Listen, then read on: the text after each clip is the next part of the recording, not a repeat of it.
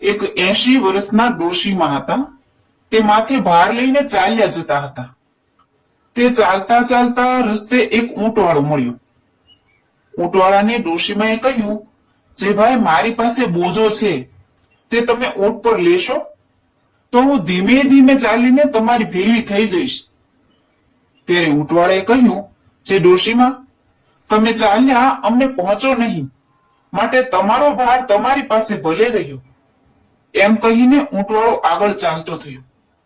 આગળ જતા ઊંટવાળાને વિચાર આવ્યો, જે ડોશીમાનું પોટકું લીધું હોત તો બસે 400 નો માલ મળત અને એ લઈને આપણે ચાલતા થાત.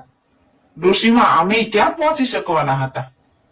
આમ વિચારી ઊંટવાળો રસ્તે બેસીને ડોશીમાની વાટ જોવા લાગ્યો. આ બાજુ ડોશીમાને પણ વિચાર આવ્યો, જે પોટકું ઊંટવાળાને આપ્યો હોત અને તે પોટકું લઈને ચાલ્યો ગયો હોત તો હું ક્યાં તેને આપી શકત. સારું થયું ન આપ્યું, હવે તો કહે તો પણ દેવું નથી. એટલામાં ઊંટવાળો બેસીને વાટ જોતો હતો એના ભેગા ડોશીમા થયા. ત્યારે ઊંટવાળો કહે, જે ડોશીમા લાવો તમારો ભાર ઉપાડી લઈએ. ત્યારે ડોશીમા કહે કે ના ના હો, હું ઉપાડી આવું છું, મને ના પાડી ગયો છે. ત્યારે ઊંટવાળો આશ્ચર્યચકિત થઈને કહે કે કોણ ના પાડી ગયો છે. ત્યારે ડોશીમા કહે કે તને જે હા પાડી ગયો છે તે મને ના પાડી ગયો છે. મિત્રો, દરેકના હૃદયમાં ભગવાન હોય જ છે. ભગવાન દરેકને યોગ્ય સમયે સૂચન કરતા હોય છે, પણ આપણે તેને સમજી શકતા નથી.